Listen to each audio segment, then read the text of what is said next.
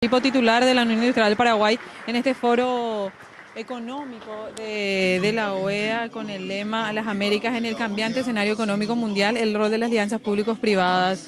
Él resaltaba justamente las alianzas públicos-privadas para el desarrollo de nuestro país y también decía que una vez que se concluya este foro se va a realizar una postura, un comunicado, por decirlo así, del sector privado y esto se va a entregar a los diferentes cancilleres de los países que van a participar de esta asamblea para conocer justamente la posición del Paraguay, del sector privado del Paraguay con respecto a esta alianza público-privada y también resaltaba la intención del gobierno del presidente Cartes de atraer inversiones extranjeras en el marco de esta ley de alianza público-privada. Ahora escuchemos lo que está mencionando José Miguel Insulza, secretario general de la OEA.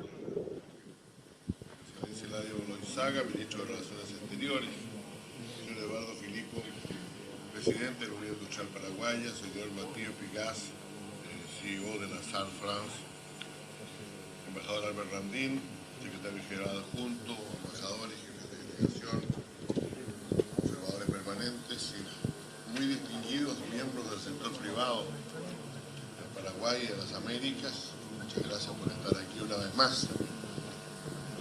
La Asamblea General de la OEA y también las cumbres de las Américas han sido en los últimos años una ocasión muy importante para dialogar, para intercambiar opiniones entre distintos sectores de la sociedad y los gobiernos de los países de las Américas. Y entre estos sectores ha sido siempre ya nuestra tradición el iniciar estos diálogos de manera muy amplia, muy concurrida con el sector privado. Porque estamos convencidos de que la alianza público-privada es un aspecto fundamental de nuestro desarrollo como naciones y a través de ella podemos resolver muchos de los problemas que nuestros países enfrentan. En particular en un momento en que es necesario anotar, para comenzar, el crecimiento económico que América Latina ha experimentado en el último tiempo y muy especialmente, diría yo, América del Sur. El crecimiento económico entre el 2002 y el 2012, más que sobrepasó en las 2 décadas anteriores sumadas la participación de América Latina en la economía mundial, también subió porcentualmente de manera muy relevante. Hemos creado entonces nueva riqueza en nuestros países, hemos crecido como naciones, muchas veces porque estamos en ella no nos damos cuenta de lo que significa en términos de desarrollo, de calidad de vida en los países, en la forma que hemos crecido. Y parte de esta riqueza efectivamente ha alcanzado a los sectores más postergados. Más de 60 millones de personas lograron escapar de la pobreza en América Latina en los últimos 10 años. Según la CEPAL, la pobreza en la región disminuyó de 43,9% en 2002 a 28,8% en 2012. Eso no es poco. En el norte hubo una situación un poco distinta, pero creo que es importante recordar que la crisis en Estados Unidos, en Canadá, así está siendo muy grandemente superada. Y esto crea una situación de optimismo, de ver que el futuro, con los problemas que tiene, hay caída en algunos mercados, hay problemas, hay un crecimiento algo menor en algunos países, pero tenemos un periodo en general, una posibilidad de mirar hacia el futuro con optimismo. Los logros también se expresan en el campo de la democracia. Las elecciones abiertas, plurales, competitivas, son el rasgo común en toda América Latina desde comienzos de los 90. Hoy día América Latina, todos los países miembros de la OEA, eligen sus gobernantes y los eligen además en elecciones en que hay distintas opciones, y que no da lo mismo elegir a cualquiera, que se vota por programas y por propuestas. Y también tenemos más estabilidad, Entre el 1990 y el 2005 tuvimos tuvimos también gobiernos democráticos en su mayoría, pero los gobiernos se reemplazaban prematuramente a razón de más de uno al año. Eso no ha ocurrido de la manera que ocurría antes y hoy día podemos decir que en la última década hemos tenido solo un golpe de Estado en América Latina que es el que lamentablemente ocurrió en Honduras hace algunos años. Eso es una prueba también de fortalecimiento. Ahora, entonces nuestra región no es la misma de hace 3 décadas. Nuestra visión del mundo que nos rodea, cambiante, tiene que incluir esa consideración. Pero hay otras cosas que no han andado igualmente bien. A pesar del crecimiento y a pesar de la disminución de la pobreza, no hemos, sin embargo, esto no ha tenido como efecto el convertir a nuestras sociedades en más igualitarias.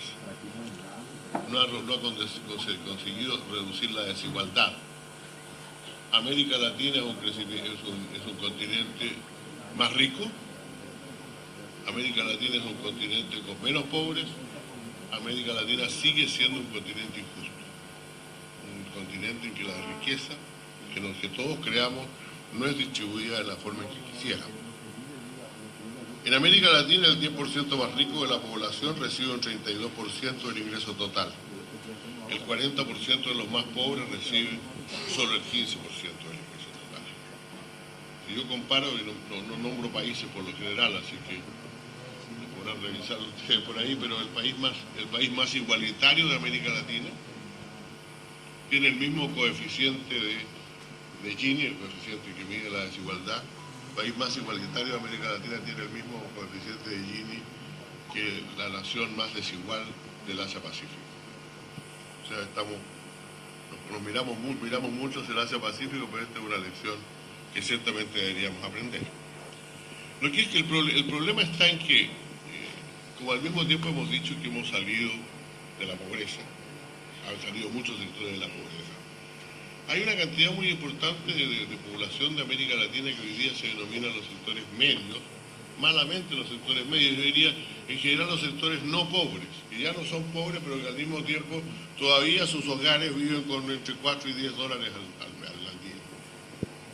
Y esos hogares ciertamente, llamarlos de sectores medios no tiene mucho sentido. Cualquier cambio, cualquier caída de la economía podría ponerlos inmediatamente bajo la línea de la pobreza de nuevo.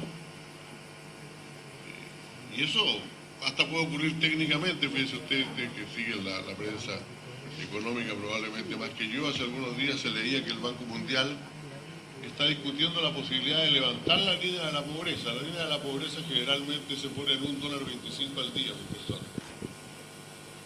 Si el Banco Mundial hace lo que técnicamente parece razonable, que es decir que es pobre todo aquel que gana menos de $1.75 al día, la mayor parte de estas personas se van a caer debajo de la línea nuevamente. Y eso es la realidad. Tenemos situación de vulnerabilidad muy grande en nuestra región.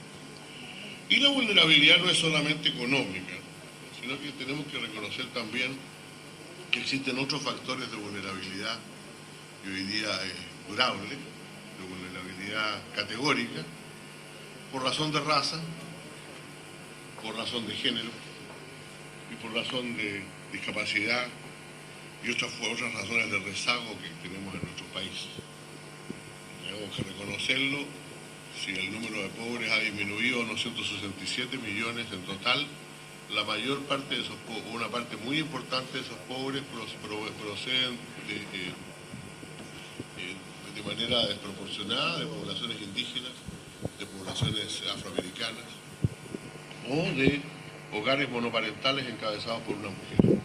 Por tanto, la desigualdad y la discriminación también, la desigualdad va muy vinculada a la discriminación, y eso es lo que tenemos que tratar de corregir. Y tenemos que tratar de corregirlo sobre todo por lo que aquí se ha dicho. O sea, y yo estoy muy de acuerdo con lo que ha dicho el presidente empresario de Paraguay. Tenemos un mercado aquí interno, pero ese mercado interno es más grande en la medida en que todos los habitantes de América Latina estén en condiciones de comprar en ese mercado interno, estén en condiciones de concurrir a ese mercado interno. Y hay una parte importante de ellos que todavía están excluidos de él. El tema de la inclusión social también tiene que ver con la inclusión en el mercado, con la inclusión como consumidor, con la capacidad de comprar bienes y de incorporarse además al proceso productivo en condiciones de igualdad. ¿Pueden los estados hacer esto? Yo creo que sí, que mucho de los temas de la distribución tienen que ver con las políticas públicas. Ciertamente, para poner solo un ejemplo, una determinada política educativa puede llegar a todos los niños de la escuela o llegar a determinado sector. Esas son políticas estatales. Pero también es cierto que con la condición de gobierno y Estado que tenemos, todo eso no puede ser hecho de manera alguna por se requiere de que incluya el sector. Se requiere que incluya el sector privado siempre, efectivamente, primero de generar empleo. La salida de la pobreza depende, en la mayor parte de los casos, de la posibilidad de generar de tener un trabajo.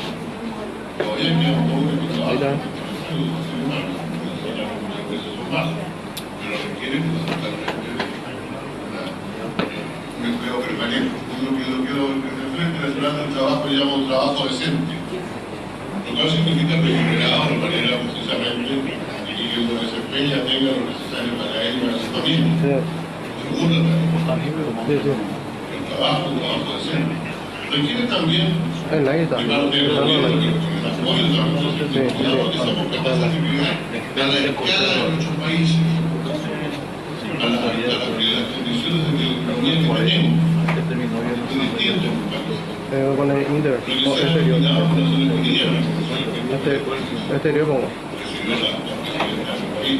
Cuando era directora de ONU Mujeres, que es lo que se denomina un piso de protección social. Es un acuerdo nacional respecto de qué servicios está el Estado en condiciones de prestarle y en qué nivel a todos los ciudadanos del país. A partir de entonces, de ese piso, es posible generar una igualdad de oportunidades que, claro, cada uno, según su capacidad, mejorará o no, pero en que no habrá discriminaciones de base, en que no habrá desigualdades categóricas que condicionen a las personas para el resto de su vida desde su nacimiento.